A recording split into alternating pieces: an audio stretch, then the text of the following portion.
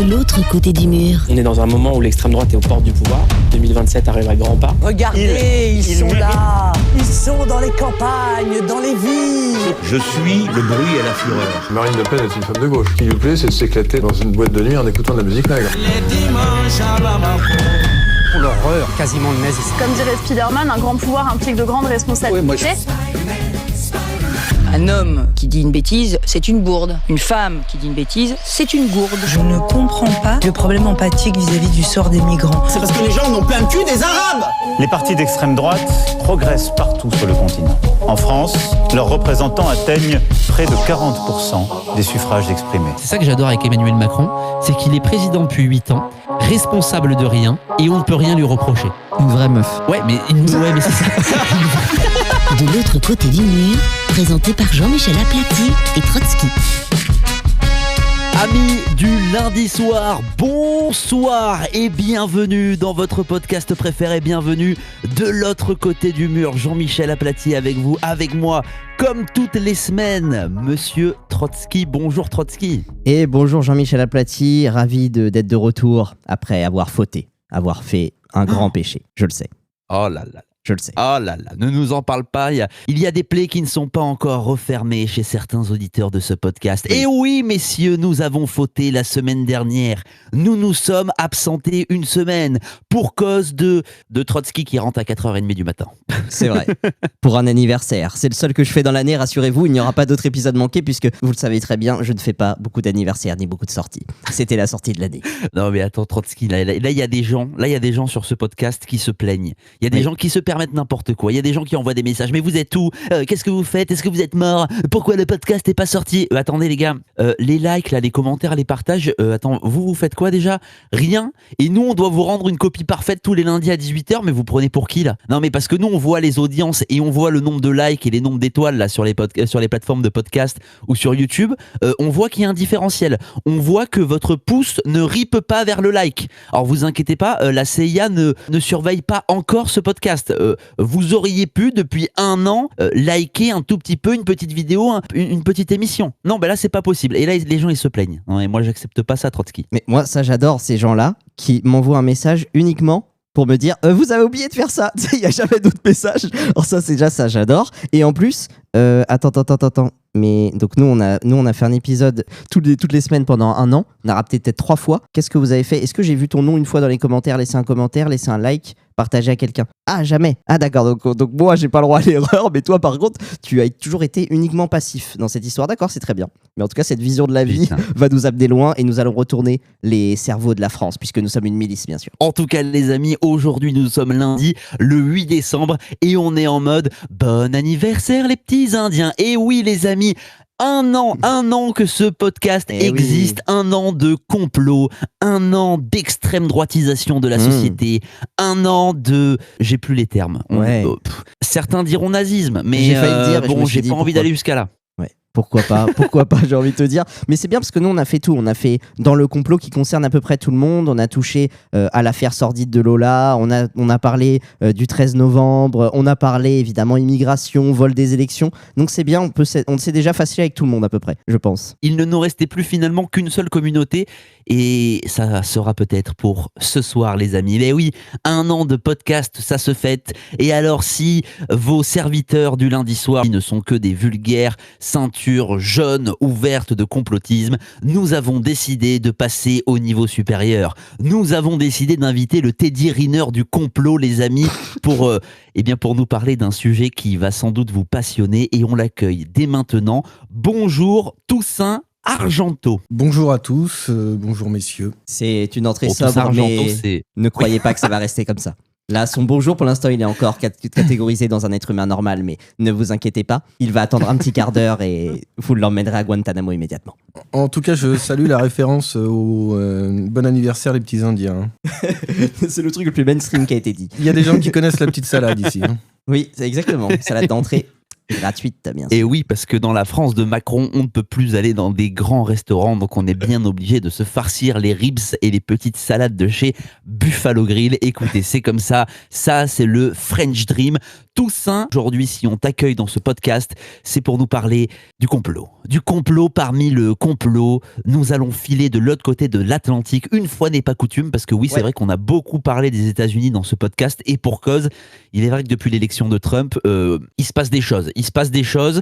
Les Américains sont en roue libre, pour notre plus grand plaisir, les amis. La liberté d'expression, en tout cas aux États-Unis, est en train d'augmenter chaque jour de plus en plus. J'ai l'impression qu'ils n'ont plus aucun interdit. Contrairement à nous, à la France, où il y aura bientôt un petit label des médias. Alors c'est bizarre, Trotsky, mais je pense que non, on va pas l'avoir le label. On a candidaté, alors on a d'ores et déjà candidaté, mais on attend une réponse.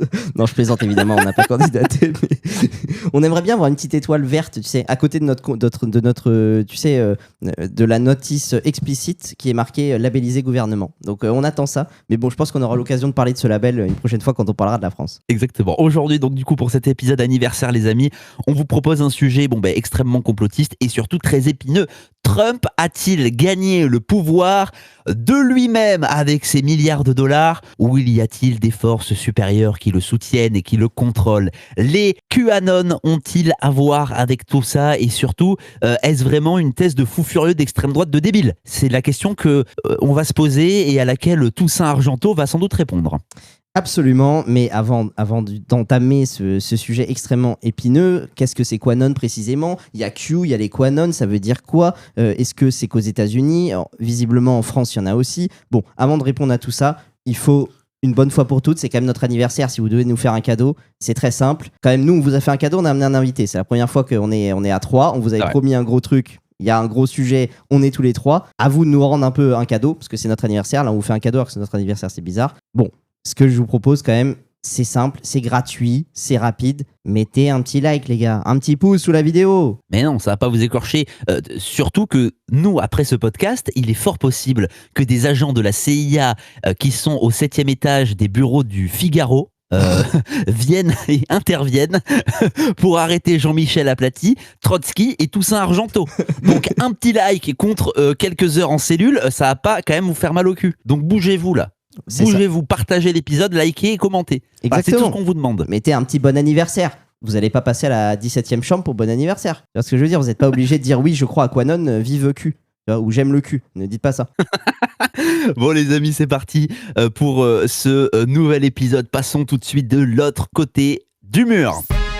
De l'autre côté du mur. Et oui, le mur de la liberté. Le mur du complot, oui, le complot aujourd'hui, tel est notre sujet. Et j'ai même envie de faire retentir une des plus grandes alarmes complotistes de cet épisode podcast. Mais oui. Et oui, vous le savez, quand cette alarme retentit, c'est qu'il va y avoir du très très lourd. La dernière fois qu'elle a retenti, c'était pour la bite à Brigitte Macron. Apparemment, il se pourrait que nous ayons des infos comme quoi les complotistes avaient tort cette fois-ci. Auront-ils tort sur QAnon? Ça, c'est la vraie question que l'on se pose. Mais avant toute chose, Trotsky, qu'est-ce que Q? Qu'est-ce que QAnon? Alors, c'est un sujet assez vaste. Je vais mettre les bases et comme ça, notre ami et invité Toussaint Argenteau va me compléter. En gros, ça démarre sur un site qui s'appelle 4chan. Alors, si vous êtes français, pas trop adepte de traîner sur tous les forums les plus bizarres du monde à 3h du matin, vous ne connaissez pas ce que c'est 4chan. Alors, 4chan, en gros, c'est un forum où il y a des thématiques, jeux vidéo, politique, stars, n'importe quoi, et chacun y met des thématiques et on répond sur un fil, quoi. C'est à peu près ça. Jusque-là, je pense qu'on est à peu près tous d'accord. Et il y a un thème qui est très populaire sur ce site 4chan, c'est le thème politique. Parce que évidemment, ça nourrit toutes les thèses, les grands débats, ceci, cela. Il faut quand même préciser que sur 4chan, il y a deux choses qui ont fait que beaucoup de choses émergent là-bas. Un, il y a une modération qui est extrêmement limitée. Je veux dire, c'est assez free speech. Déjà qu'aux États-Unis, il y a la liberté d'expression, mais alors là, en plus sur un forum, c'est vraiment open bar ou presque, puisque on le verra que finalement ils ont migré autre part, mais on en parlera tout à l'heure. Et donc ça, c'est le premier point. Pourquoi c'est assez ghetto? D'ailleurs, à ce propos-là, s'il y a des petits filous parmi nous, vous connaissez peut-être 4chan, c'est là qu'il y a des photos des stars qui avaient leaké de leur iCloud et tout à l'époque. Je sais pas si vous vous souvenez de cette affaire-là. Jennifer Lawrence et tout, la meuf d'Hunger Games. Elle avait eu des photos un peu qui étaient sorties. C'était sorti sur 4chan notamment. Donc bref. Moi, j'aurais bien aimé être au courant de ça, mais merci de nous le dire, mais n'aura pas. En tout cas, pas chez moi. Voilà. Donc du coup, très grande liberté parce que peu de modération et aussi parce qu'il y a la possibilité d'être anonyme. C'est-à-dire que dans à peu près la plupart des sites, des forums, etc., d'ordinaire, ce qui se passe, c'est quoi ? Si tu veux poster un message, il faut te créer un compte. S'il faut que tu te crées un compte, il y a ton adresse IP, etc., une adresse mail, c'est un peu chiant. Là, tu peux répondre à tous les forums que tu veux en étant anonyme. Donc, tu te libères encore plus sur un site qui est déjà peu modéré. Donc, voilà pour la base. C'est sur 4chan que tout va commencer pour les QAnon. Et donc, avant de parler de Trump, de qui est derrière lui, de est-ce que c'est des QAnon et tout, parlons de Q. Alors, Q, c'est la lettre Q en anglais, pour vraiment ceux qui ont décidé de vraiment se mettre des boules caisses pendant les cours. En fait, Q, c'est celui qui poste les messages et les anon, parce que anonyme, comme je vous dis, on peut répondre en anonyme, c'est sa communauté. Donc, QAnon, voilà. C'est la communauté de Q, en gros. Et en fait, Q, tout commence, et ensuite je vais passer la parole à Toussaint Argenteau, tout commence le 28 octobre 2017, c'est donc pendant le premier mandat de Trump, et c'est là la première fois où sur le site 4chan, je vais expliquer, que Q va poster un tout premier message où il dit, corrige-moi si je me trompe, mais en gros que Hillary Clinton, elle va être arrêtée dans les jours qui suivent, que ça va provoquer des troubles, bon, c'est-à-dire globalement des émeutes, et suite à ces émeutes, il y aura encore d'autres arrestations de politiques corrompus. Mais ça s'est jamais produit. On est bon jusque-là. C'était quelle date, là, au début, que tu m'as dit ? C'est 28 octobre 2017. Alors, ça, c'est, je crois, des messages qui sont attribués à Q et pas des messages authentiques. Parce que Q, à la base, c'est, tu l'as très bien résumé, hein, des messages sur 4chan, mais des messages pour inciter les gens à réfléchir. C'est vrai qu'il pose beaucoup de questions. Il dit ne regardez pas là. À votre avis, pourquoi ? Par exemple, sur Trump, il dit à votre avis, pourquoi un milliardaire qui a plein d'argent, plein d'amis et de la réussite sociale, pourquoi il se présente à la présidentielle ? C'est un peu sous cette forme-là, ces messages. Oui, voilà, ouais, exactement. Et donc là, oui, en fait, le truc, c'est comme on ne sait pas, comme il est anonyme, il y a des messages qui lui sont attribués, mais qui ne seraient pas forcément de lui, quoi. C'est ça que tu veux dire ? Exactement. Ok. Donc, en fait, pourquoi Q ? Il faut quand même partir de là, c'est que Q, c'est la lettre qui définit les autorisations, vous savez, secret défense, habilitation secret défense aux États-Unis. Je crois que c'est dans le domaine nucléaire en particulier. Là, c'est en fait l'habilitation la plus élevée dans les habilitations dans l'armée américaine. C'est ça. Et en gros, ça veut dire que lui, il a accès aux documents classés secret défense. Au top du top, quoi, ouais. Voilà. Et donc, il dit que lui, il a accès à ça et qu'il vient nous donner des infos. En gros, c'est un peu ça l'idée. Et donc juste après cette histoire, il vient donc ensuite c'est fin 2017. La deuxième sujet sur lequel il va arriver, c'est il va dire que il y a la garde nationale qui va être activée dans plusieurs villes et il va y avoir encore une vague d'arrestations. Mais encore une fois, rien ne va se passer. Alors est-ce que là c'est encore le truc attribué à Q ou pas ? Bon, je ne sais pas. Mais toujours est-il qu'il va publier plus de 5000 messages. Donc c'est tout un méli-mélo. Et après tu vas nous détailler un peu. Mais en fait le mec publie, c'est comme s'il faisait un peu des mots-clés, quoi. C'est-à-dire, il dit limpin blanc, pédophilie, Merkel, ah bon ? Mais c'est assez hallucinant, ces messages sur 4chan, quoi. Ça ressemble un peu à ça. Oui, enfin, c'est un peu crypté d'une certaine manière. Il y avait par exemple des utilisateurs sur 4chan qui prétendaient être de la communauté du renseignement US et qui disaient ça, c'est des codes qu'on n'utilise que dans le monde militaire et dans le monde du renseignement.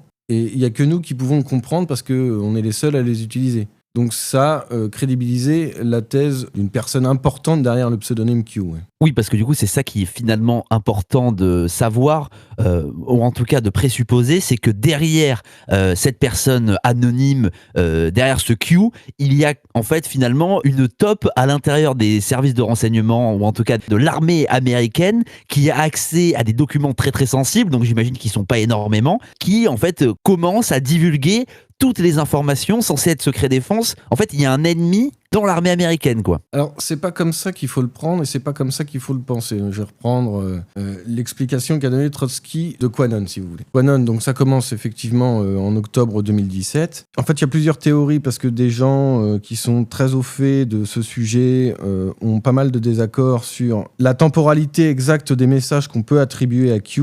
On va dire la thèse globalement acceptée par le plus grand nombre, c'est de octobre 2017 à, il me semble, novembre 2020. C'est-à-dire, juste pour préciser, pour ceux qui n'ont pas les dates en tête, c'est-à-dire à la fin du premier mandat Trump jusqu'à la non-réélection et la victoire de Joe Biden. Globalement, c'est ça la temporalité. Enfin, c'est le premier mandat de Donald Trump. Octobre 2017. Ouais, mais novembre, il perd les élections. Oui, mais il est encore président, hein, parce que justement, ça, c'est aussi un truc dont je parlerai sans doute après. Mais donc, ce compte a diffusé énormément de messages, a été extrêmement suivi sur 4chan. Enfin, à un moment, il y avait plusieurs millions de connexions sur le forum, juste lié à ça. C'était très bien aussi dans ta présentation, Trotsky, tu racontais ça, mais En fait, pour donner un ordre d'idée à vraiment des Français qui nous écouteraient, c'est un peu l'équivalent en plus gros de jeuxvideo.com, avec la section politique de jeuxvideo.com. C'est ça. Avec le même sérieux qui parfois y est attaché. Parce que c'est vrai que sur jeuxvideo.com, ça peut être un peu tout et n'importe quoi. Oui, bien comme sûr. là également, quoi. Mais Q a donné des preuves de la réalité de sa position. Et en fait, sa position, c'est...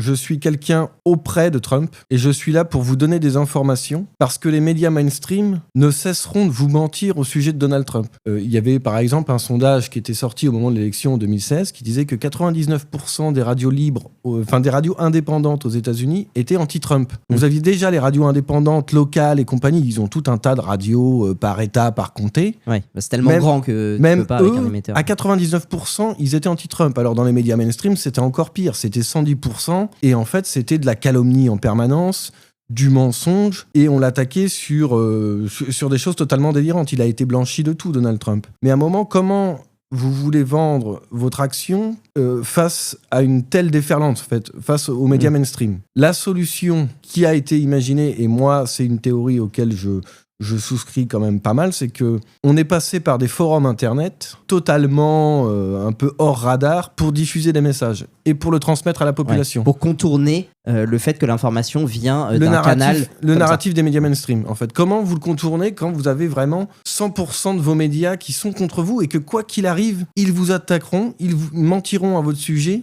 Et même si vous faites des choses bien, ils les mettront sous le boisseau. Donc, le postulat de base, c'est je fais partie de la haute administration, j'ai un poste, on suppose NSA, dans un grand poste de leur renseignement américain, on ne sait pas trop. Je suis un proche de Trump, ils vont faire que de vous mentir, et du coup, je vais un peu rétablir la vérité. Mais là, il est déjà élu. Donc, c'est quoi le sens? Il a déjà été élu. Mais il a encore tous les médias face à lui. Il a beau être élu, il ne peut quasiment pas agir, car les médias sont sans cesse en train de l'attaquer.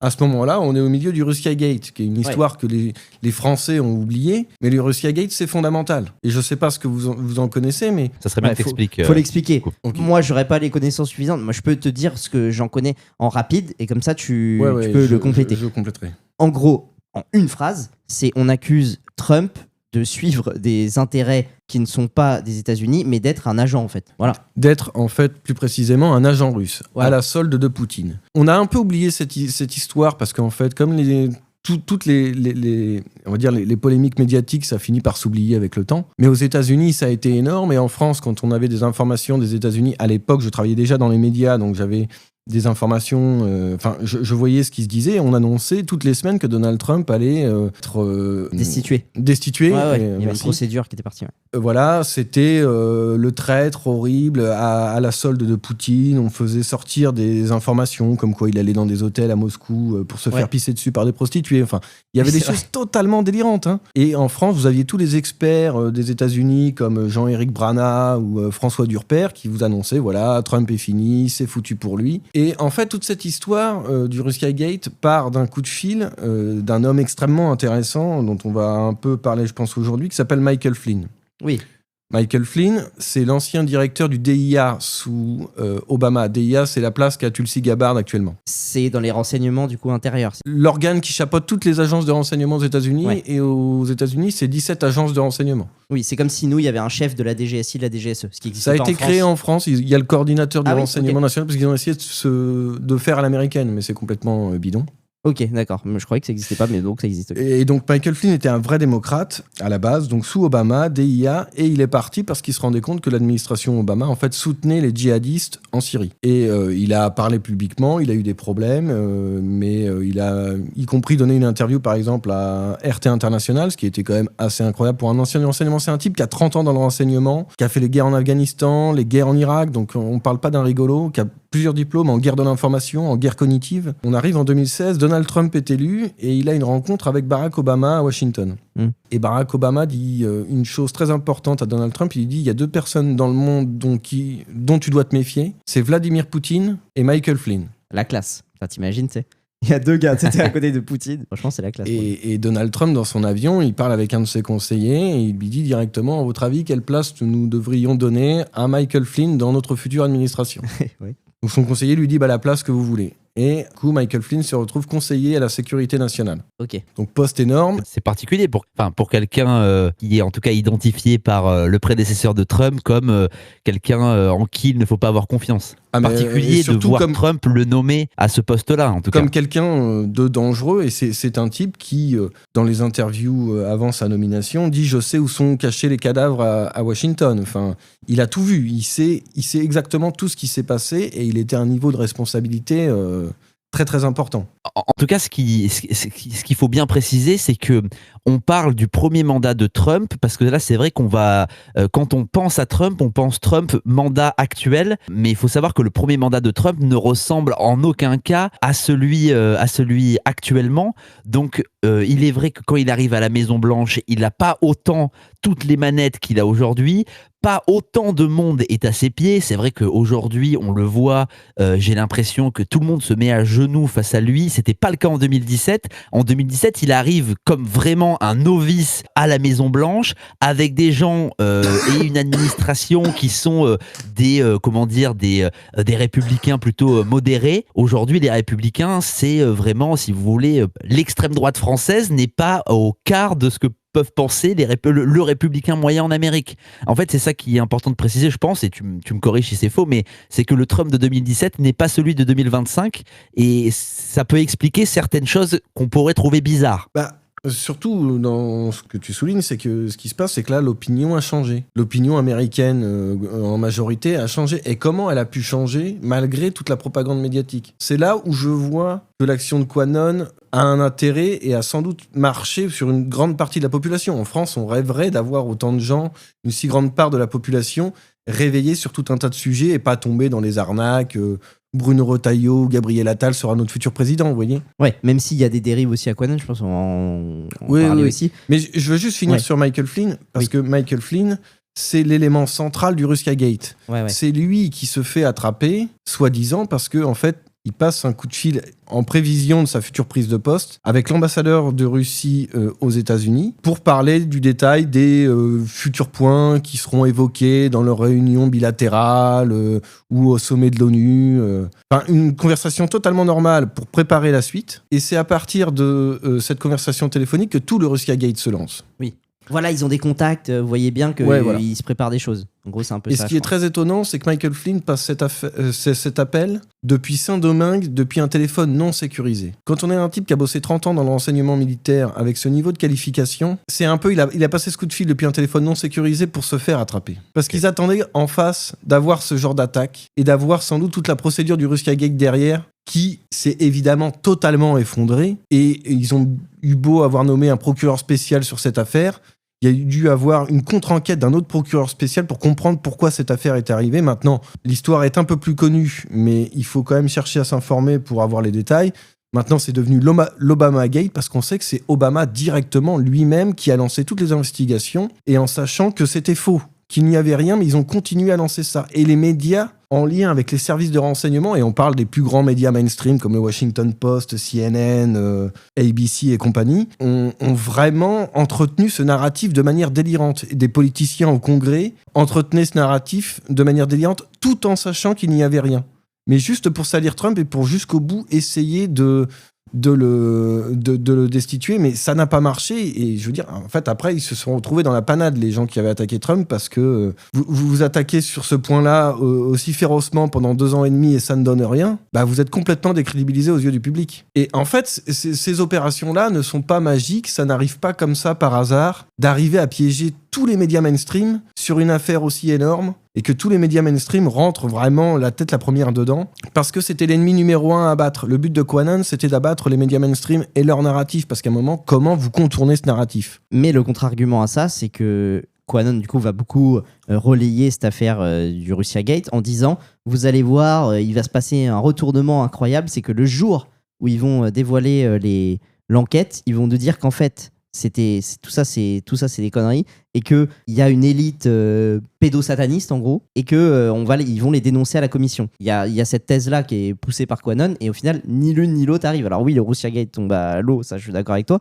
mais ils nous avaient quand même vendu que vous allez voir, le Russiagate va découler sur l'arrestation de plein de gens des médias, de gens des démocrates, etc. Et ces arrestations n'ont pas eu lieu, ni l'enquête, ni quoi. Ça, c'est effectivement un peu un questionnement parce qu'il y a beaucoup de gens, après, c'est même au-delà de Quanon, mais qui se sont mis un peu à imaginer qu'il allait se passer plein de choses, notamment en novembre 2020 après l'élection. Ouais, ça c'est sûr. Mais moi, sur quoi je centrais la discussion, c'est que je pense que Quanon est quelque chose qui...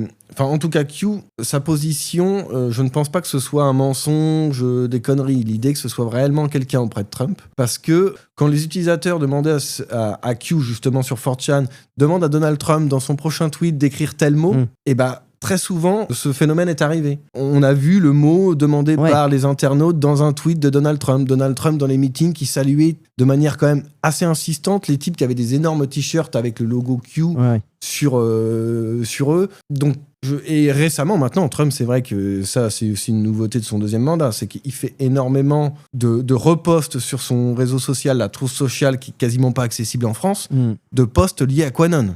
Et ça, c'est maintenant toutes les semaines, et depuis plusieurs mois. On va en parler de ça, parce que c'est hyper important. Ouais, c'est assez particulier ce que tu nous dis, Toussaint Argenteau, parce que du coup, tu nous expliques en gros qu'il y aurait au sein du bureau ovale, en tout cas pendant son premier mandat, aujourd'hui c'est peut-être un peu moins le cas, quelqu'un proche de Trump, si ce n'est même, pourquoi pas, si on veut aller plus loin, Trump lui-même, qui divulguerait des informations secret défense au monde entier pour piéger, selon toi, la presse de gauche américaine qui veut la mort de Trump. Alors c'est pas que piéger la presse, c'est pas que piéger la presse américaine. Hein.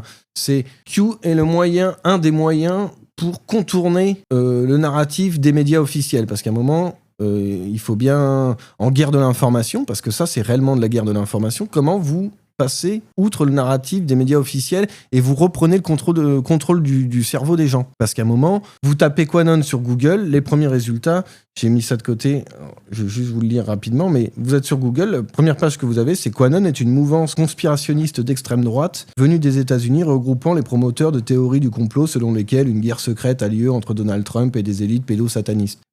Avec ça, vous avez déjà pris le contrôle de 90% des cerveaux, si vous voulez. C'est là où je veux en venir justement. Je me demande si c'est pas finalement la pire des choses à faire pour tenter de reprendre le narratif aux médias dominants. En tout cas, moi, si je me positionne comme un Français aujourd'hui, que je crée un espèce de QAnon français, je sais très bien que le candidat que je vais soutenir en étant moi-même le Q va souffrir de mon soutien finalement. Tu vois ce que je veux dire ? Oui, mais bon, on peut pas dire que pour Donald Trump, il ait souffert de son soutien. J'ai juste 2 petites précisions et 2 contre-arguments à donner sur l'aspect Trump a dit des mots de Quanon et tout. Voyant le succès florissant de Quanon, puisque tous les t-shirts dans les manifs, les pages Facebook, Twitter, etc., avant qu'ils soient supprimés, on y viendra peut-être, Trump, il se dit, c'est une base électorale qui est très importante pour moi, je vais pas aller contre eux, et si lui, il pouvait avoir un conseiller qui lit, 4chan, et qui lui a dit, tu peux mettre le mot épicentre, et il mettait le mot épicentre, tu vois ce que je veux dire, pour pas fâcher, et en disant, vous voyez, c'est sérieux, et nourrir lui-même cette base-là de gens qui faisaient sa promotion de fou furieux, parce qu'il faut quand même aller au bout de la théorie Quanon. La théorie Quanon, c'est il y a une élite, c'est pas totalement faux ce qu'on voit sur Google, il y a une élite de démocrates, de mondialistes. Bon, il y a une partie d'entre eux qui sont cannibales et pédophiles, c'est quand même ce qu'il dit. Non, Q dit pas ça comme ça. Il dit que la religion de l'élite, c'est le satanisme. Voilà, mais il y a vraiment il cite des noms en disant voilà, le cannibalisme est très répandu. Enfin, il le dit vraiment. Et la finalité de ce truc-là, c'est il y a un gars qui peut nous en sortir, c'est Trump. Donc évidemment que Trump, il y a tous ses supporters numéro 1 qui sont en train de s'organiser, qui partagent de fou. Il va aller dans leur sens, tu vois. On peut aussi voir ça dans son... Non, parce que la théorie, en fait, de Trump, c'est Trump est soutenu par des militaires depuis au moins 2015. Parce que, en fait, l'idée, c'est qu'il y a des très hauts gradés au sein de l'armée américaine qui ont commencé à s'élever très sérieusement contre Barack Obama en 2013. Donc ça, c'est la théorie que Trump ne serait pas seul. C'est la théorie centrale derrière cet aspect-là de Quanon. Donc, des militaires qui se rebellent, entre guillemets. Des militaires haut placés qui pensent à même renverser le pouvoir aux États-Unis parce qu'ils se rendent compte que Obama est en train, avec Hillary Clinton, sont en train de sponsoriser les djihadistes en Syrie et ils sont en train de faire n'importe quoi. Ils sont vraiment avec le projet d'établir le mondialisme. Pour s'opposer à Bachar, c'est ça le... Non, là c'est vraiment pour déstabiliser la région. Il n'y a pas de Bachar ou quoi, c'est une occasion.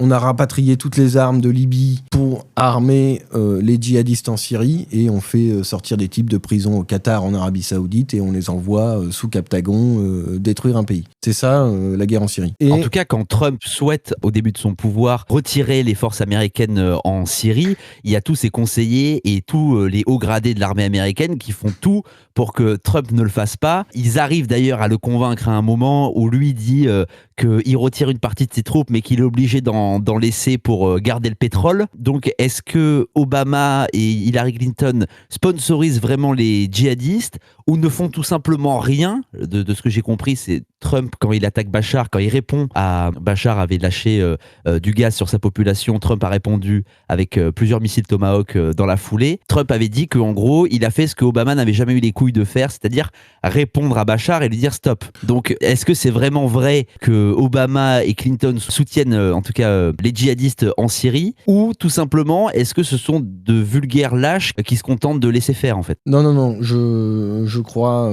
très profondément qu'ils ont été derrière tout ça. Beaucoup de gens en parlent bien mieux que moi, mais en Syrie, c'était pas des militants, on va dire, autonomes. Ils étaient très largement soutenus et financés. Et Donald Trump, les frappes qu'il fait contre la Syrie, auxquelles Emmanuel Macron s'était associé, c'était en avril 2017. Enfin, c'est des frappes qui ont touché des hangars vides, il n'y a eu aucun mort, c'était complètement bidon. Ça ressemble beaucoup d'ailleurs à ce qui s'est passé avec les frappes contre l'Iran là récemment. Des frappes où on prévient à l'avance, qui frappent qui touchent des hangars vides et il n'y a aucun mort. Et ça a été vraiment sur une demi-journée. Donc c'était plus pour calmer justement les généraux faucons qu'il avait autour de lui, parce que Trump, durant son premier mandat, il est totalement infiltré par des politiciens de l'État profond qui sont à la fois des démocrates et des républicains. Il n'y a pas de couleur politique pour les politiciens, on va dire, qui sont davantage des serviteurs de l'État profond que des États-Unis d'Amérique. La théorie de QAnon de Trump soutenue par des militaires qu'on retrouve dans les postes de Q, donc comme je vous disais, vient de 2013. Il semblerait des hauts gradés de l'armée américaine qui voulaient faire un coup d'État et qui finalement ont reculé et se sont dit on peut encore passer par la voie électorale. Mais il faut qu'on ait un candidat. Et ils auraient casté à peu près 70 bonhommes aux États-Unis. Et celui qui est ressorti avec un passif nickel,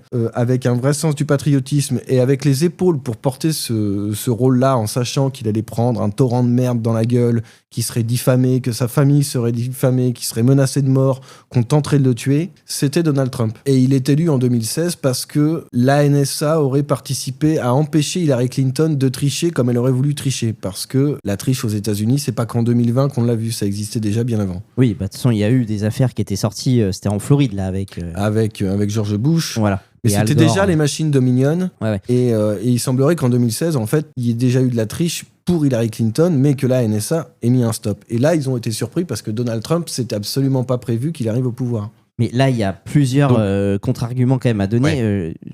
J'arrive tout de suite, mon cher Jean-Michel.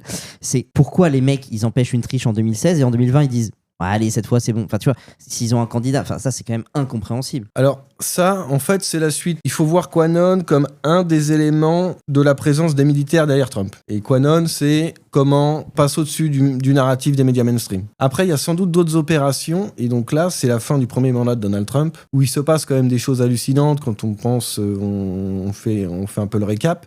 Aux États-Unis, donc ils ont, comme le reste du monde, la crise du Covid, les émeutes de Black Lives Matter suite à la mort de George Floyd, et l'élection du 4 novembre 2020, du 3 novembre 2020, qui est complètement hallucinante. Enfin, Joe Biden qui ne fait pas campagne parce qu'il reste dans son sous-sol, soi-disant à cause du Covid, où il fait des meetings où il y a 10 personnes assises sur des chaises avec 15 mètres d'écart, qui est un politicien mort depuis 1987 aux États-Unis parce qu'il avait déjà menti sur son classement à l'université en disant qu'il avait fini major de promo alors qu'il avait fini avant-dernier. Il avait dû se retirer de la primaire des démocrates à l'époque. Revient et bat un président sortant qui, à ce moment-là, au sein de la population américaine, est quand même très très populaire parce qu'il a relancé l'économie américaine de manière assez spectaculaire avant la crise du Covid. Il a notamment aussi aidé des minorités parce qu'à l'époque, on est encore en France à dire Trump c'est un horrible raciste et compagnie. Mais il y a tout un tas de quartiers afro-américains où les types vivent bien mieux parce que Donald Trump a relancé l'activité économique. Le but des afro-américains, c'est pas de les laisser dans la misère et de dire « Oh, vous êtes des gentils noirs, vous allez voter pour nous ». Non, c'est de relancer l'économie et de permettre à ces populations d'avoir des boulots. Donc c'est pour ça que, même je crois en 2020, il a une part assez importante de vote des afro-américains, genre 15%. Enfin, ce qui est assez incroyable pour un président républicain et un président républicain dont les médias mainstream disent que c'est Adolf Hitler. Oui, non, mais il y a évidemment beaucoup de vrai dans ce que tu dis, en tout cas chez les Afro-Américains, qui lui permettent aussi de gagner du coup cette nouvelle élection en 2024. Je voulais juste revenir sur quelque chose, c'est que tu dis les militaires ont casté plus de 70 bonhommes, et en fait c'est Trump qui est retenu par ces mêmes militaires pour représenter en gros les républicains et pour passer directement par la voie électorale. Alors sans avoir... C'est pas spécialement les républicains. Il faut comprendre un truc, c'est si cette histoire est vraie de militaires derrière Donald Trump, ces militaires-là ne sont pas là pour défendre un camp politique. Parce que l'armée américaine, elle a un seul objectif, c'est pas de défendre le président américain. On n'est pas en France où on a le général Mandon qui dit qu'il faut être prêt à sacrifier nos enfants. On est aux États-Unis, les militaires américains, eux, leur seul objectif, c'est de défendre la Constitution américaine. À partir du moment où ils ont un président démocrate comme Barack Obama qui est en train de s'attaquer à la Constitution américaine, il est de leur devoir de s'opposer à ça. Et le sens de soutenir et d'être derrière un président comme Donald Trump, c'est pour sauver la Constitution américaine. C'est ça la logique. C'est pas faire gagner le camp républicain, mais c'est vraiment sauver la Constitution face à ce qu'on qualifie d'État profond. Mais en fait, c'est les agents du mondialisme. C'est tous ces gens qui sont à des postes aux États-Unis, mais qui ne servent absolument pas les États-Unis et les Américains. Mais en tout cas, ce qui est sûr, c'est que parmi les 70 bonhommes castés, en tout cas, moi personnellement, mais peut-être que j'ai la vision finalement d'un Français lambda, mais Trump n'est-il pas le pire personnage de l'histoire à caster ? On se rappelle évidemment, bon, il a eu ses affaires avec toutes ces femmes, tous les audios révélés évidemment, sa personnalité complètement clivante. Je crois qu'il n'y a pas plus clivant que Donald Trump. Alors après, t'aimes pas, et peut-être, je dis bien peut-être, que pour les États-Unis, les Américains en fait, étant ce qu'ils sont, adorent les mecs comme ça et pourquoi pas ? Mais moi, je me souviens des débuts de campagne de Trump où il annonce sa candidature, il est seul dans cet hôtel avec des figurants. Et en fait, moi, en tout cas, si je me place du côté de la raison, non pas que t'aies pas de raison, attention, mais je fais le journaliste de France Info, en tout cas. Quand je vois le début de campagne de Trump avec cette primaire républicaine, au début, il n'est pas du tout favori. Et par son talent, en tout cas, son talent d'orateur, ses vannes, etc., il arrive à gagner cette primaire, il arrive à faire retirer un des candidats favoris. Et donc, moi, je me place au niveau des militaires et je me demande, est-ce que c'est pas finalement Trump de base ? Après, évidemment, si c'est vrai, ils ont eu raison, mais est-ce que c'est pas finalement le pire candidat à caster quand même ? Ouais, et à ce sujet-là, moi j'ai plein de contre-arguments justement dans son passé qui font qu'il n'est pas 100% clean, mais je vais t'interroger dessus juste après. Mais si tu veux déjà répondre à Jean-Michel Aplathy. Non, je pense que c'est un très bon candidat. En France, en fait, on a une vision totalement erronée de Donald Trump et qui est un peu problématique. C'est aussi le sens de ma venue aujourd'hui, c'est que on comprend pas comment ce type a été élu. On n'a pas d'explication crédible. Et je parle là dans le monde des médias hors mainstream, dans les médias indépendants, avec les gens qui s'informent sur Internet. On n'a pas d'explication sérieuse sur Donald Trump. Et c'est un très bon candidat à l'époque parce que c'est un vrai patriote américain. Il a quand même été formé dans sa jeunesse dans une école militaire. Alors comme Louis Sarkozy, mais lui c'est un vrai Américain, donc il a une légitimité à être dans une école militaire. Et il est quand même très populaire aux États-Unis. Il y a le show qu'il a animé pendant de nombreuses années, qui était le show numéro 1, The Apprentice. Dès que vous aviez un film qui parlait un peu de New York, on voyait toujours Donald Trump, on le voyait passer dans tout un tas de séries ultra populaires au niveau mondial, comme Friends et compagnie. Et il est très très fort en débat, parce que tu parlais de la primaire des Républicains. Il a atomisé absolument tous les autres candidats. Et à chaque fois, il est tout seul. C'est censé être 9 types qui sont tous candidats à la primaire des Républicains. Et en fait, les 2h30, 3 heures de débat, à chaque fois, ne tournaient qu'autour de Donald Trump et de sa personnalité. Et il envoie des scuds à droite, à gauche, à tout le monde, à Jeb Bush. Et c'est absolument génial. Et ça plaît énormément aux Américains. Et il a un côté populaire où, durant le mandat de Joe Biden, je le voyais énormément parce que pour avoir des bonnes infos sur Donald Trump, faut le suivre directement. Il faut suivre ses réseaux sociaux à lui ou suivre ce que je fais depuis maintenant de nombreuses années. Je suis son community manager personnel, qui est aussi un type qu'on a soupçonné d'être derrière les postes de Q, qui s'appelle Dan Scavino. Et Dan Scavino vous montrait la réalité de la popularité de Donald Trump. Les meetings incroyables avec un nombre de gens incroyable, où il est tout seul. Il vient même pas avec une star de la musique. Hillary Clinton a fait 40 000 personnes à New York en 2016 parce qu'elle vient, je crois, avec Taylor Swift. Donald Trump, lui, c'était 40 000 personnes à chaque fois tout seul. Mais bien sûr, mais ça, tout ça, Argento, on va pas remettre en question du tout sa popularité, bien au contraire. Moi, je te parle vraiment, comme tu me parles de casting, en fait, de prime abord. Évidemment, le futur aura donné raison à ces militaires-là, si tant et que ça soit vrai, mais de prime abord, est-ce que on n'a pas des candidats beaucoup plus, comme Marco Rubio par exemple, beaucoup plus soft, beaucoup plus light, peu dandy, BCBG, qui passeraient un peu mieux et beaucoup moins clivants pour être sûr de gagner. Tu vois ce que je veux dire? Alors, je parle sais vraiment pas de la base. Hein. Quels étaient les autres candidats et qu'est-ce qui les a fait choisir Donald Trump, mais je pense qu'ils avaient des bons arguments. Preuve en est que ça a marché. Parce que, encore une fois, être élu en 2016, c'est déjà très fort. Mais après la traversée du désert qu'il vit entre 2020 et 2024, où il disparaît totalement du radar des mainstream médiatiques, où à chaque fois qu'ils en reparlent, c'est juste pour en dire du mal, il revient et il a une victoire écrasante en 2024. Je pense que le choix était plutôt cohérent. Ouais, mais la grande différence quand même, c'est que quand il revient pour la campagne 2024, il y a tous les podcasts, il y a plein de gens qui au final vont se mettre à le soutenir et des gros comptes, des gros podcasts, des gros shows, des gros... Mais comment ce virage est arrivé? Parce que tous ces gens qui sont à la tête de shows comme Joe Rogan, comme Tucker Carlson, tous ces gens-là, durant le premier mandat de Donald Trump, ne soutiennent pas spécialement Donald Trump. C'est un peu sensible, Donald Trump. Tucker Carlson, il est sur Fox News. Fox News, c'est pas un média pro-Trump. C'est un média, en France, on dirait l'équivalent d'un média droitardé, mais ils sont contents parce que les républicains sont au pouvoir, mais eux, les politiciens qu'ils ont envie de soutenir, c'est des types comme Mitch McConnell, c'est des horribles bonhommes qui sont au parti républicain, mais qui, aux États-Unis, on les qualifie de créatures du marais. Le marais, c'est vraiment les politiciens de l'État profond. Et Fox News, eux, c'est... On est content, les républicains sont au pouvoir, mais on n'aime pas Donald Trump. Et nous, ce qu'on aimerait, c'est vraiment un candidat qui est une créature de l'État profond absolu. Mais dès qu'il y a le face-à-face quand même avec Kamala Harris, avec Joe Biden et tout, ils tapent beaucoup moins fort quand même sur les démocrates, enfin sur les républicains, que sur les démocrates quand même. Fox News, mais c'est la seule chaîne comme ça. Oui, en face, il y a une armada monstrueuse de médias qui sont tous... Et c'est même pas être opposé à Donald Trump. Là, c'est de la diffamation pure et simple sur Donald Trump. On lui invente tout un tas d'histoires, de scandales, de propos qu'il n'a pas dit.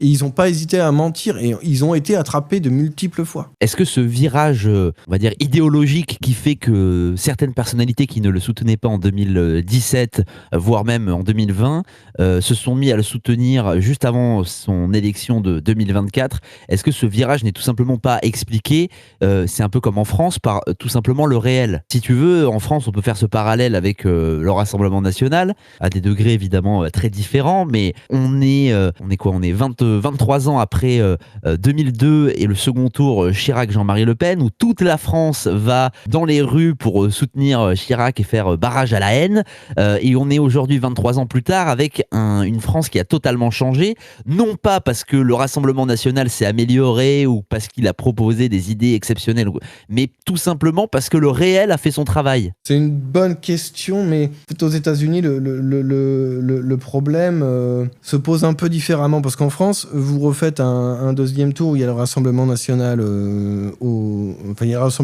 second tour, il ne passe pas. Hein. Là, ça se repasse de la même manière, les médias crient au fascisme. Oui. Il y a tout un mainstream médiatique qui est indépassable. Vous ne pourrez pas, les boomers ne vont pas soudainement se mettre à voter pour le Rassemblement National. C'est bloqué. Aux États-Unis, moi je vois ça comme une opération psychologique de masse avec des experts de la guerre psychologique, de la guerre de l'information, qui sont des militaires. Aux États-Unis, dans les écoles militaires, on étudie la guerre de l'information. Et on l'étudie très sérieusement. En France, c'est pas le cas. En France, à Polytechnique, les élèves ont des cours de philosophie avec Alain Finkielkraut.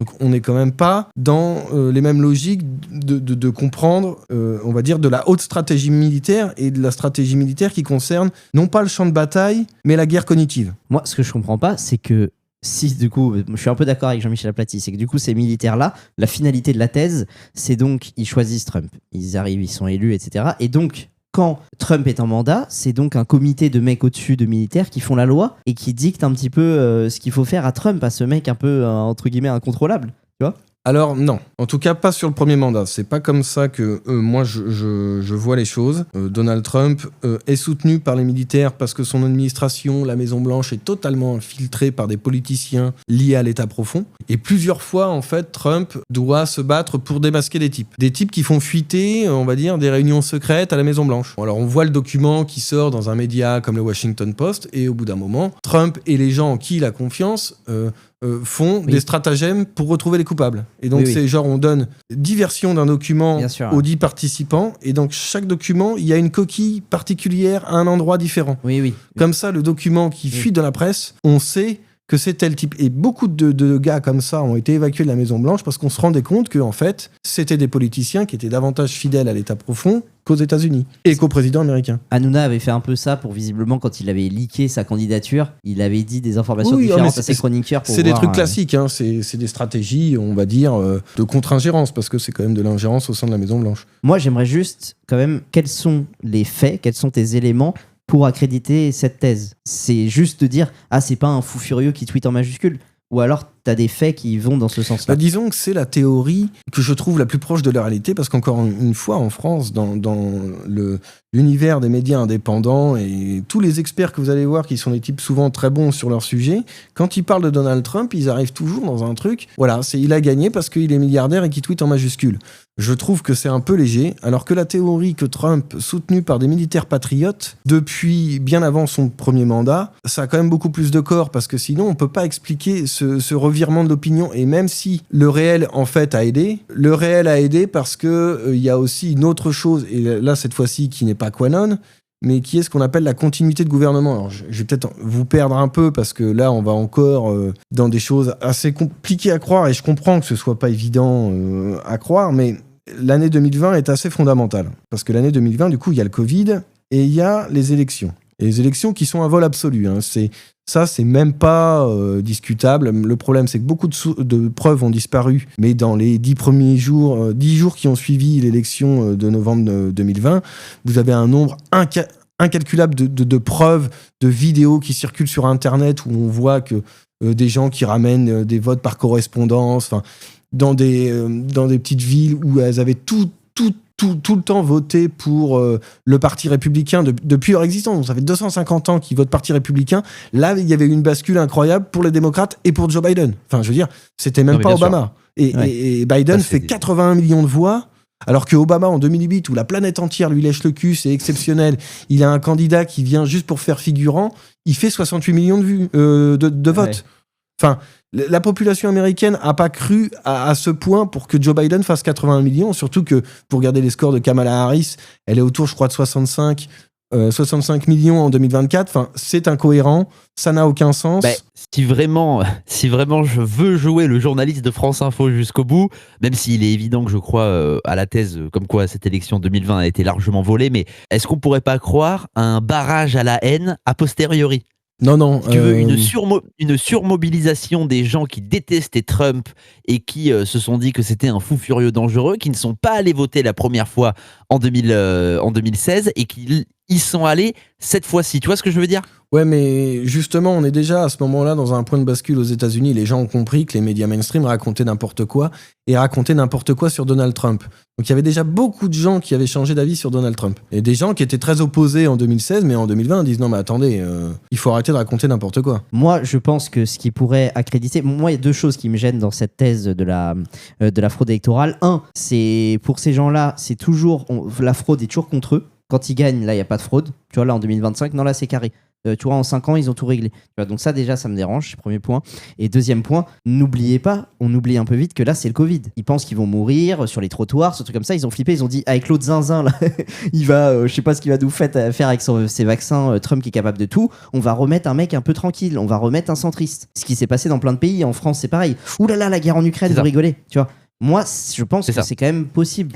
Non. Honnêtement, les chiffres sont pas possibles. Et pourquoi choisir Joe Biden? Joe Biden est même pas en tête de la primaire des démocrates, et il est sélectionné un peu de force. Et c'est totalement incohérent. Il y a Bernie Sanders qui est bien plus haut que lui, et qui marcherait bien mieux. Ouais, mais qui marcherait bien mieux. Joe Biden, c'est vraiment... Là, il y a une élection, on vous propose Laurent Fabius et on vous dit que c'est le renouveau. Vous voyez? C'est à ce niveau-là. Hein. Mais sauf que moi, ce que je comprends pas, s'il y a un État profond, très puissant, avec tous les médias, pourquoi tu choisis le pire candidat, qui est un mec décrépit, qui, comme tu l'as dit, est un peu finito? Parce que c'est pas l'État profond et les médias qui auraient choisi Joe Biden. Là, on est encore sur la théorie des militaires. C'est on prend le pire candidat, qui fera le pire programme. Parce qu'il y a aussi un truc que les gens ont oublié, mais rappelez-vous du mandat de Joe Biden. C'est juste hallucinant. J'ai un pote qui, à l'époque, est correspondant aux États-Unis, à Washington, pour suivre la politique américaine, et il me dit « Mais comment c'est pas le sujet numéro 1 en France, l'état de santé de Joe Biden ?» Et lui, il devait regarder toutes les conférences du début à la fin. Donc, une prise de parole qui normalement aurait duré 15 minutes, là c'était 2h30 avec un type à moitié fou. Et tout le mandat de Joe Biden, il a pris plus de 350 jours de congé, si je me trompe pas, en 4 ans. Enfin, il était jamais là. Qui a dirigé ? Et l'idée que ce serait Barack Obama qui est derrière ne tient pas, parce qu'il serait allé beaucoup plus loin vis-à-vis de l'Ukraine et vis-à-vis aussi d'Israël et du soutien à Israël contre le Hamas. Il y a eu un président totalement absent qui a fait n'importe quoi, mais qui en fait revalidait ce qu'on appelle des executive orders lancés par Donald Trump. Parce que Donald Trump, en 2020, dit 2 fois que les États-Unis subissent une attaque pire que Pearl Harbor. Au moment du Covid et au moment de l'élection présidentielle. Élection présidentielle qu'il a jamais reconnu avoir perdu. Et en fait, il a signé un executive order en septembre 2020 qui porte sur ce qu'on appelle la dévolution en anglais, mais en français, on qualifie ça de continuité de gouvernement. Donc c'est le gouvernement américain est décapité d'une raison ou d'une autre, et il y a une poignée de hauts gradés américains qui ont le pouvoir. Et moi, je crois aussi que cette théorie est tout à fait plausible, parce que Newsweek, par exemple, en mars 2020, donc c'est un média totalement mainstream de gauche aux États-Unis, ils ont fait un papier là-dessus pour parler de cette théorie de la dévolution qui existe effectivement au sein de la législation de l'armée américaine. Et à l'époque, ils en parlent en disant « Ah, ça pourrait être une bonne idée, on pourrait se débarrasser de Donald Trump. » Et ils parlent à un haut gradé américain sous anonymat et qui leur explique un petit peu les fondements de ce cadre législatif. Qui fait qu'à un moment, il n'y a plus d'exécutif aux États-Unis qui décide réellement. Il peut en avoir un, mais en fait, il n'est pas aux commandes. Et ce qui est aux commandes, c'est une poignée de militaires américains. Mais ça, c'est le président lui-même qui le signerait. Enfin, t'imagines, il se signe en gros... Donald Trump signe cet executive order en septembre 2020. Il y a le vol des élections. Alors qu'il est persuadé d'être élu. Enfin, tu vois ce que je veux dire ? Non, il n'est pas persuadé d'être élu. Il est persuadé qu'il va y avoir de la fraude. Et ça, il en parle aussi. Il fait des conférences de presse où il dit attention à la fraude. Ils vont voler les élections avec le vote par correspondance. On voit des types comme George Soros, comme Mark Zuckerberg injecter des centaines de millions de dollars pour aider à la promotion du vote pour les élections. Mais c'est en fait, on va payer des gens pour aller dans les hospices, dans les asiles psychiatriques et dire aux gens on va voter pour vous, donnez-nous vos votes. Et en fait, c'est que des votes pour Joe Biden. Et il y a tout un tas de bureaux de vote où il y avait, 130 000 bulletins de vote par correspondance. Ils étaient tous pour Joe Biden. La probabilité dans un vote où il n'y a que 2 candidats que ce truc-là arrive, c'est impossible. C'est impossible. Et donc, il est tout à fait possible que Donald Trump ait mis, et en tout cas signé, un executive order pour la continuité de gouvernement, parce qu'après l'élection de 2020, 10 jours après, il nomme un nouveau ministre de la Défense. Et là, les médias mainstream ne comprennent rien. Ils disent, mais pourquoi ? Il lui reste 1 mois et demi de mandat, et il nomme un nouveau ministre de la Défense. Et il nomme pas n'importe qui. Il nomme un mec qui s'appelle Christopher Miller. Christopher Miller, c'est un haut gradé américain qui a été en Afghanistan. Alors, il était dans les...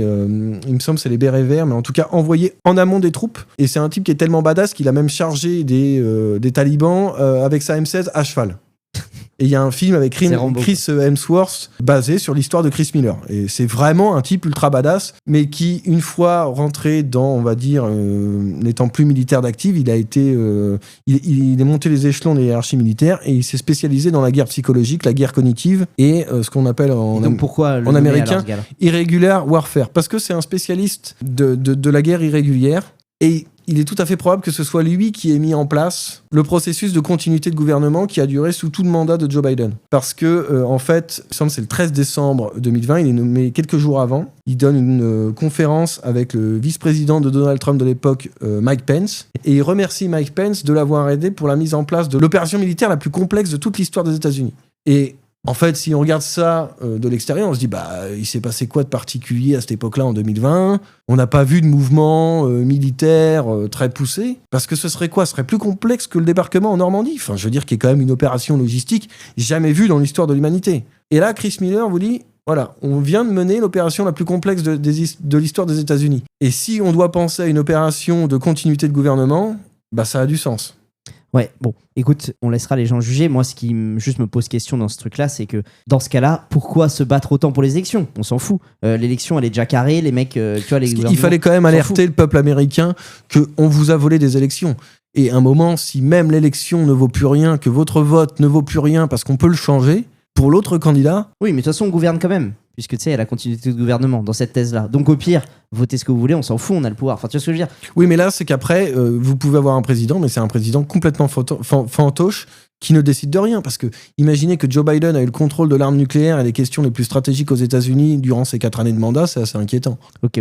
Bon, j'aimerais juste qu'on finisse un peu le thème là. On a compris ta théorie, je pense qu'il n'y a rien à rajouter sur ça. Mais sur... en fait, je pense qu'on n'a pas dit qu'est-ce qui a un peu crédibilisé que Quanon soit pas juste un fou furieux qui dit n'importe quoi. Quels sont les éléments qui sont allés, et toi je sais qu'on en a parlé en amont, il y a des éléments qui t'ont quand même posé question sur le fait que ce soit possible, hormis ce langage codé, qu'est-ce qui fait qu'il pourrait effectivement être quelqu'un qui a des grandes fonctions et qui est vraiment pas un imposteur et un troll, quoi.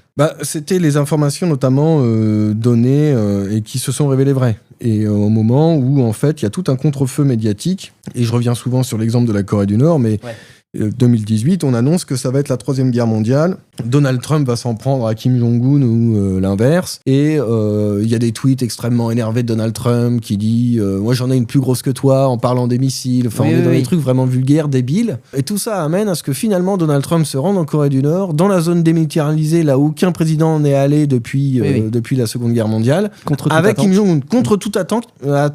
Et alors que dans les médias mainstream, dans les jours d'avant, et c'est au niveau mondial, on annonce vraiment Trump est devenu fou, ça va être la 3e guerre mondiale, et il y a un contre-pied absolu fait par Trump, que Q annonce sur 4chan avant tout le monde. Il annonce également aussi la mort de Jeffrey Epstein 6 heures avant la mort de Jeffrey Epstein. Enfin, ça, c'est des trucs. Mais la Corée du Nord, c'est vraiment, pour moi, l'exemple le plus saillant de ça. C'est, on prend tout le monde à contre-pied. Mais cette fois, il parle clairement, parce que lui, quand même, sa spécialité, c'est de dire...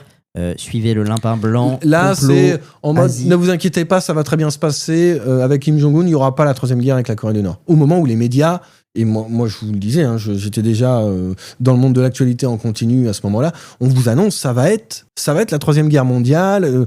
Tout le monde est sur ce truc-là. Comment en fait t'arrives à tromper les médias à ce niveau-là et à avoir quelqu'un qui t'annonce avant tout le monde ce qui va se passer réellement? C'est pas si évident que ça sur le dossier nord-coréen, puisque Trump envoie plusieurs frégates en direction de la Corée du Nord. On a un négociateur à l'ONU qui va voir Kim Jong-un en lui disant qu'il fallait à peu près cesser cette escalade-là. Les Nord-Coréens lui répondent qu'ils sont persuadés que les Américains attaqueraient en premier et qu'en gros leur seule chance de survie était qu'ils anticipent cette attaque et qu'ils attaquent de leur côté en premier. Enfin, je veux dire, c'est que c'est pas si évident que ça, même si, ok, les médias mainstream en ont beaucoup fait, etc., mais c'était pas si évident que ça à l'époque de savoir que Trump irait en Corée du Nord négocier avec Kim Jong-un, que, in fine, Trump donnerait des gages, en fait, à Kim Jong-un, par exemple, en cessant toutes les activités militaires en Corée du Sud. C'était pas si évident de savoir ça à l'avance. Alors, en fait, il y a tout un contre-feu médiatique qui vous fait croire que vraiment ça va monter, y compris avec les gens de l'ONU et compagnie.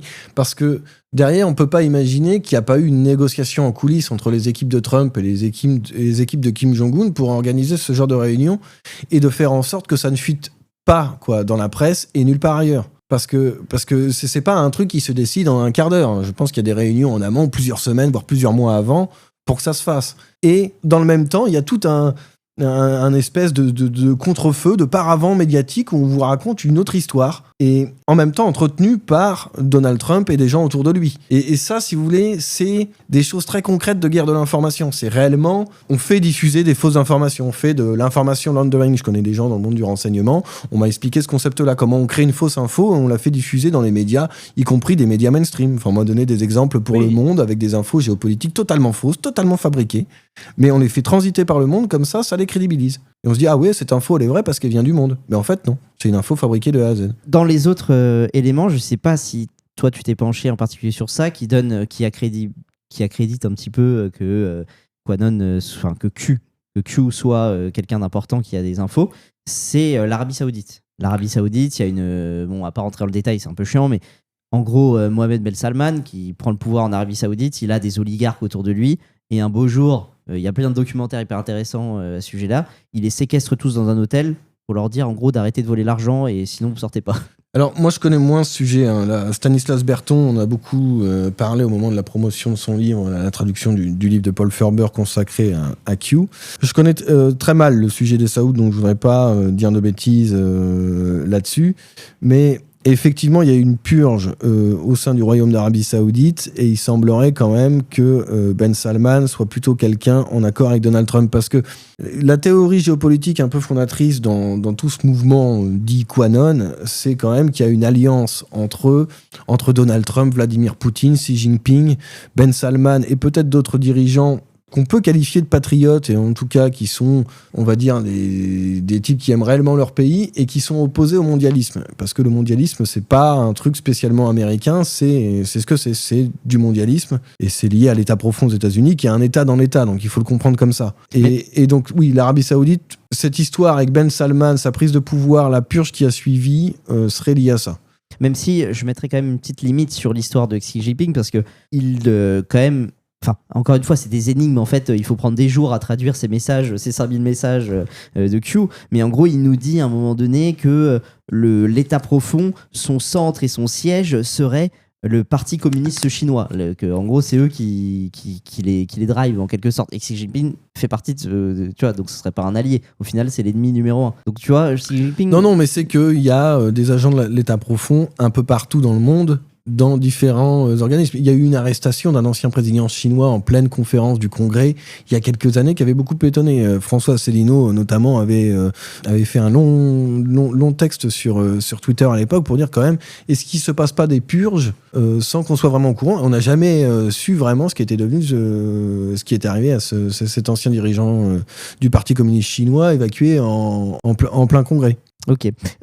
Dernier point qui accrédite je vais dire un petit conditionnel pour Q, c'est on parle de son compte Twitter. Vous savez, il a été viré de Twitter en plein exercice Trump suite au Capitole.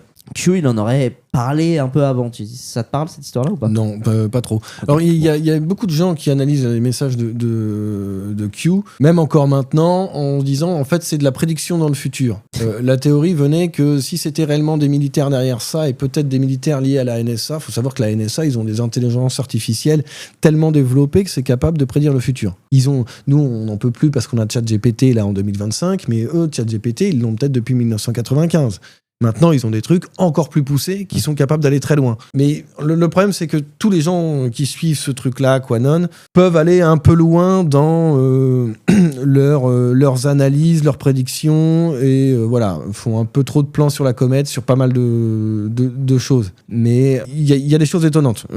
Et pour revenir sur... des coïncidences par moments un peu étonnantes, mais... Bon, je pense pas que ce soit l'élément le plus important. Moi, ce qui m'intéresse, c'est notamment de voir que c'est crédibilisé par des gens, y compris à l'étranger. En ce moment, il y a Kirill Dmitriev qui a posté il y a quelques semaines, 2 ou 3 semaines, un message lié à QAnon. Je crois que c'est une image de Donald Trump, on voit le symbole Q et c'est peut-être marqué Where we go, one we go all, qui est un des slogans de QAnon.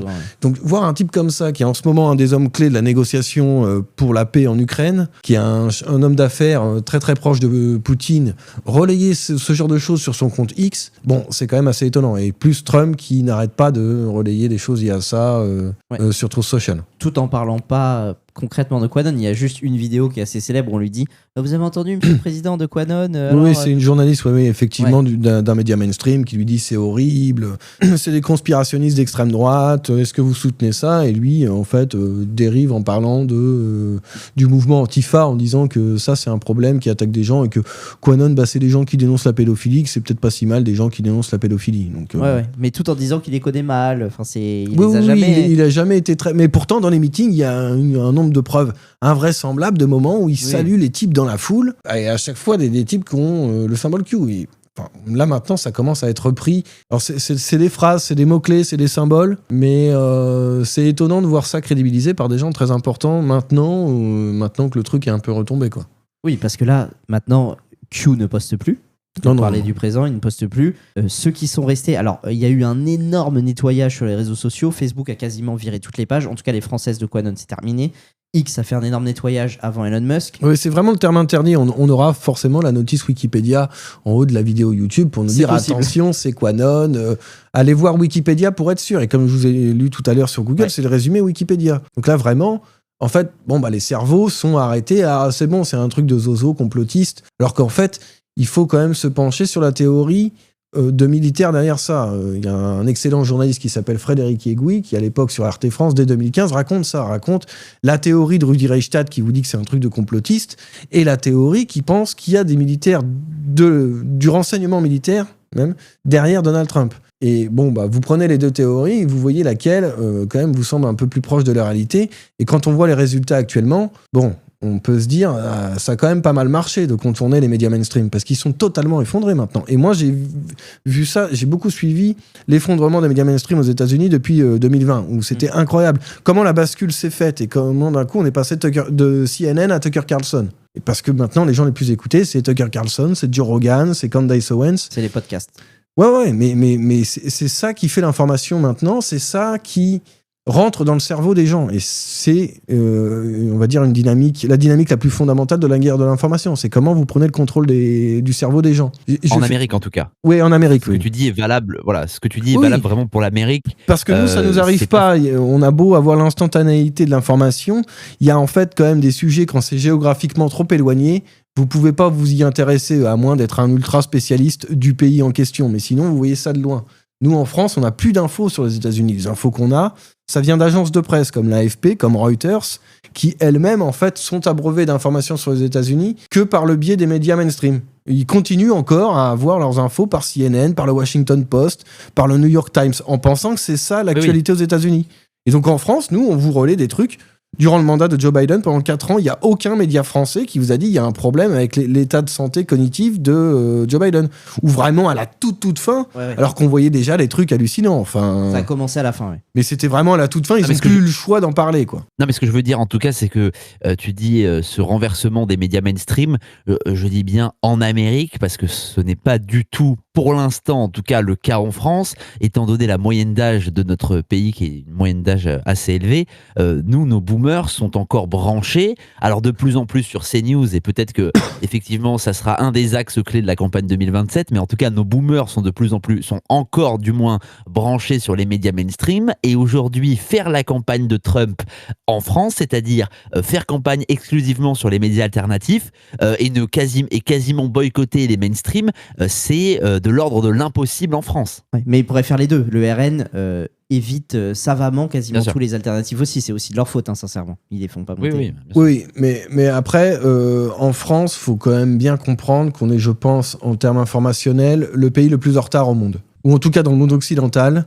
Parce que des gens qui ont suivi Quanon, il y en a quand même dans le monde entier. C'est vraiment un phénomène mondial. Ça s'arrête pas aux États-Unis. Mais en France, nous, l'univers informationnel est vraiment complètement bloqué. Je ne vois même pas comment ça pourrait changer, comment quelque chose de bien pourrait arriver. C'est pour le cas français, je suis extrêmement pessimiste. Ça évolue. La radio baisse, la télé baisse, tu vois. Oui, mais en fait, nous, on est encore là, on est sous le premier mandat Obama, en fait. C'est ça le problème. On a 15 ans de retard. Sur les États-Unis, on a toujours 15 ans de retard. Les musiques qu'on écoute, c'est des musiques qui passaient il y a 15 ans. C'est la base. Et là, on vit exactement le même phénomène. Et nous, on va pas avoir un Donald Trump qui arrive. Parce que. Ça, c'est sûr. En fait, Donald Trump, c'est pas. Voilà, c'est ma théorie, mais. Parce que je trouve qu'en France, les gens sont un peu comme à imaginer que nous, ça pourrait nous arriver. Non, ça peut pas nous arriver parce qu'on n'a pas une armée patriote dont le but est de défendre la Constitution. Oui, donc on peut pas être sauvé de l'intérieur, si vous voulez. Et même les gens en France ne voteraient pas Donald Trump. Dans leur cerveau, ils n'ont pas non plus libéré, entre guillemets. Oui, et puis en fait, n'importe qui se prend le torrent de merde qu'a pris Donald Trump une demi-journée, il disparaît. Il fait comme François Fillon, il s'en va. Enfin, François Fillon a disparu des radars parce qu'il n'a pas supporté, alors que c'est une petite histoire de costume. Donald Trump, il se prenait 4 affaires Fillon par jour durant son premier mandat. Comment tu survis à ça ? C'est impossible. Dans le monde occidental, vu comment il est fait, où c'est à chaque fois les mêmes problèmes de politiquement correct, et à l'époque, le politiquement correct aux États-Unis, il est encore pire que ce qu'on a là maintenant en France. En 2015-2016, on est après Obama, c'est abominable. Et il arrive, il dit on va virer tous les Mexicains. Et le mec en a rien à battre, il met tout le monde à l'amende, et en fait, normalement, il peut pas survivre à ça, et il arrive à survivre à ça. Et je pense que effectivement, il a des militaires derrière lui, et il a des professionnels de la guerre de l'information derrière lui. Il y a quelque chose qu'on mettra sans doute en description de la vidéo, parce qu'il faut que les internautes découvrent ça un peu, qui est en fait les vidéos promotionnelles d'un groupe militaire américain de parachutistes, qui est le Forbes Psyops Group. Ils sont à Fort Bragg, c'est en Caroline du Nord. Ils font des vidéos promotionnelles extrêmement intéressantes où on entend des extraits avec Kennedy. En fait, ils vous expliquent leur boulot. Et Ça, c'est réellement de la guerre de l'information. Et il faut savoir que l'historique de ce groupe-là, ça a commencé durant la Seconde Guerre mondiale. Donc, c'était des parachutistes à la base, mais ils se sont spécialisés dans la guerre de l'information. Et durant la Seconde Guerre mondiale, c'est eux qui sont dans le sud de l'Angleterre, et notamment dans le sud-est, et qui font des mises en scène avec des faux chars, avec des faux trucs de logistique, soi-disant pour préparer un débarquement dans le nord de la France, et vraiment dans le Pas-de-Calais. Et c'est pour faire croire aux Allemands qu'ils sont en train de préparer ça. C'est toute une opération le terme américain, c'est deception, mais c'est vraiment brouiller la vision de l'adversaire et lui faire croire autre chose, lui faire croire qu'on va attaquer là alors qu'en fait on va attaquer en Normandie. Et c'est ce groupe-là, ils ont commencé comme ça. Et maintenant, ils ont des activités encore plus développées en termes de, comme je disais le terme en anglais, deception, pour vraiment troubler la vision de l'adversaire. C'est très intéressant ce que tu dis, évidemment, mais si je veux encore une fois prendre le contre-pied, et t'as compris, hein, c'est évidemment l'objet du podcast. Oui, non, bien sûr. L'objet, c'est pas forcément de te laisser dérouler, c'est évidemment d'y apporter une contradiction, parce que c'est évidemment ce que les personnes qui vont nous écouter vont demander, c'est d'avoir une contradiction à tout ça, surtout pour les plus frileux des théories complotistes. Ceci étant, je voudrais revenir sur ça, c'est pour toi, ta théorie, c'est Trump est aidé par des militaires américains voulant seulement défendre la Constitution de l'Amérique. Attends, bon, pourquoi pas ? Et c'est fort louable, mais je ne peux pas croire qu'il n'y ait pas d'autres intérêts. Ce serait possible, mais j'en ai pas spécialement vu. J'en aurais vu, j'aurais aucune raison de cacher ça. C'est pas mon pays, les États-Unis, j'y suis jamais allé et je compte pas spécialement y aller. Mais je crois qu'il y a des gens aux États-Unis qui sont animés d'un profond patriotisme. Et j'ai cité tout à l'heure le personnage de Michael Flynn. Il faut s'intéresser à des personnages comme Michael Flynn. Michael Flynn, c'est un mec issu d'une famille d'ouvriers, de 9 enfants, qui est rentré dans l'armée très jeune, qui s'est engagé au plus bas de l'échelle et qui est monté pour devenir général 2 étoiles, qui a fait la guerre en Irak, qui a fait la guerre en Afghanistan. Il faut aussi, c'est aussi un truc que nous, on ne connaît pas. Mais aux États-Unis, il y a tout, quand même, vous allez dans pas mal d'endroits, vous allez tomber sur des types estropiés, des vétérans, des types avec des troubles psychologiques parce qu'ils ont dû se battre en Irak et en Afghanistan. Et tous les militaires aux États-Unis ont compris pourquoi ils sont allés faire ces guerres de merde. Parce que c'était vraiment des guerres qu'on a vendues pour des fausses raisons et qui étaient juste au bénéfice de l'État profond. Et ces gens-là, Michael Flynn, il a sans doute tué des gens en Irak, en Afghanistan. Il a eu des gens, des proches, des amis militaires à lui qui sont morts. Voilà, à un moment, ce type-là a envie de demander des comptes sur pourquoi on l'a envoyé faire la guerre là-bas. Oui, bien sûr, mais du coup, c'est ça, en fait. Le truc, c'est que d'un seul coup, le lobby militaire américain aurait disparu au profit de la garantie de la Constitution, et on met à la tête de la Maison Blanche quelqu'un qui veut supprimer toute guerre, qui reçoit, tiens d'ailleurs il y a quelques jours là pour le tirage au sort de la Coupe du Monde, le prix de la paix. Donc moi je me mets à la place des vendeurs d'armes.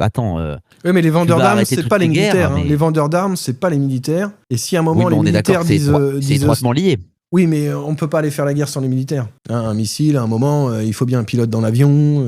Et quand les militaires, et même les fusils, il faut bien des hommes pour les utiliser. Et quand vous avez l'armée américaine qui ne veut plus aller faire des guerres comme ça à l'étranger pour des raisons pour le moins obscures, bon, bah, vous avez beau être Raytheon ou les diverses entreprises d'armement aux États-Unis, vous ne pourrez pas aller faire la guerre sans les militaires. Si les militaires disent stop, c'est stop. Mais c'est vrai que je comprends ce que veut dire Jean-Michel Aplathy, je suis un peu de son avis, c'est que c'est vrai que c'est magnifique, les mecs, ils ont tout sacrifié pour la beauté de la Constitution et tout. Il y a quand même un aspect, c'est vrai que Trump, alors il a perdu de l'argent politique, mais il y a un côté business où il met bien les frérots, comme tout le monde.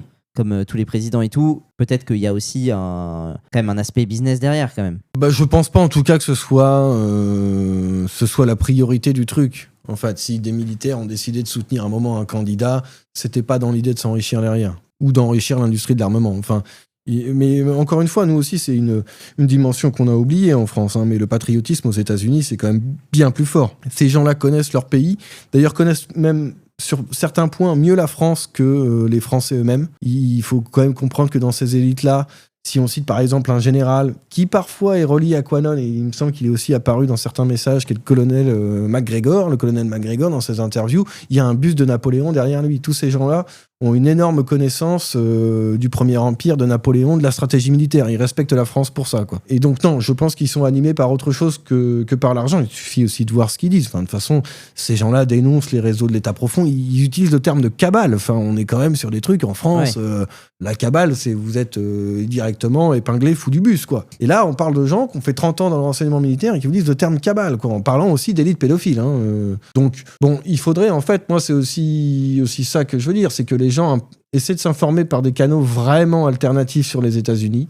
Allez écouter un type comme Alex Jones qui, lui, normalement, ce type-là, c'était censé être le plus dingo des dingos aux États-Unis il y a 20 ans. Ouais. Maintenant, il est quasiment mainstream. Il est chez Tucker Carlson, il donne des interviews, et lui, il est quand même sur des théories qui vont très très loin, quoi. Là, c'est vrai que là où on pourrait te rejoindre, en tout cas, sur le concept de défendre la Constitution, défendre les valeurs de liberté, il est vrai, et force est de constater que la première année de Trump au pouvoir est marquée par son patriotisme, évidemment, à l'égard des Américains, mais surtout à l'égard de la civilisation blanche et occidentale.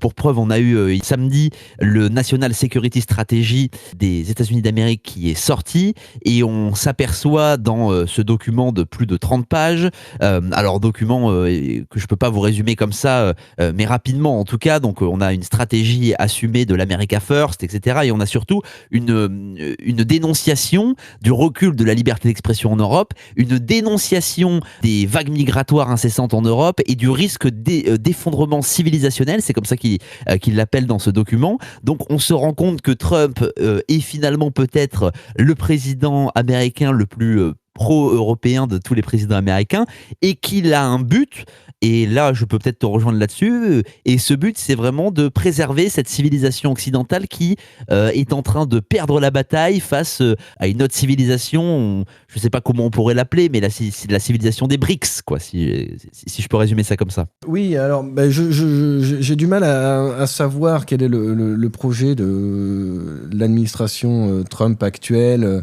pour l'Union européenne, même si on voit qu'il se passe de plus en plus de choses en ce moment, de gens autour de Trump qui critiquent ce qui se passe en Europe, le fonctionnement des élites, l'immigration qui engloutit le continent. Ils le voient vraiment comme ça, en disant la France n'est plus la France.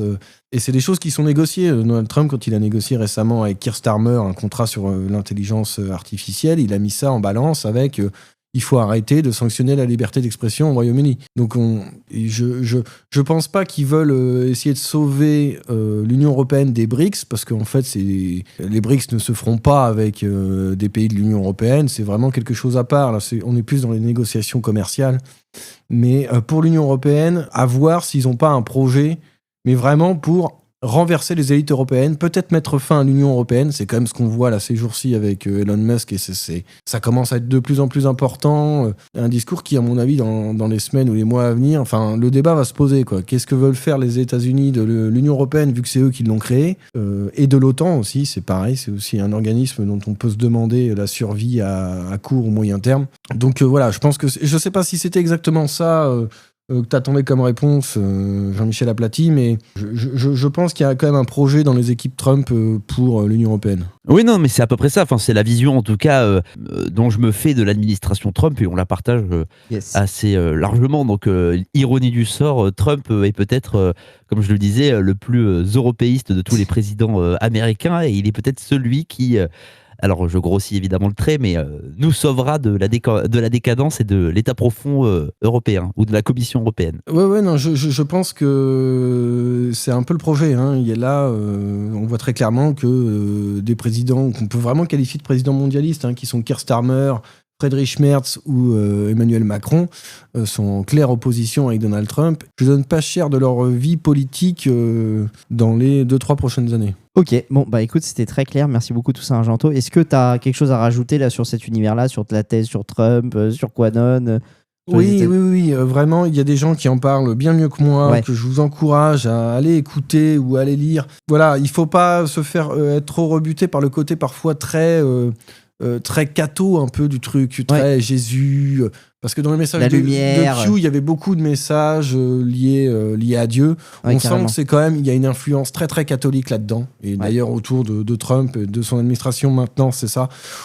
Je pense qu'on va quand même pas le déplorer, mais c'est ça ce qui se passe aux États-Unis. Donc en France, on est peut-être moins habitué à ce genre de discours, le fait d'avoir des bless you, God bless you tout le temps. Mais voilà, je vous encourage à aller lire, notamment, il a fait pas mal d'interviews récemment pour la sortie de la traduction du livre qu'il a écrit, mais c'est Stanislas Berton, donc le livre de Paul Ferber, La plus grande opération de réinformation de l'histoire. On mettra, je pense, le lien en description. On le mettra. Parce que j'encourage les gens soit à lire ce livre, soit à regarder ses interviews, parce que lui, il vous parle réellement, de manière très poussée de ce qu'était Q.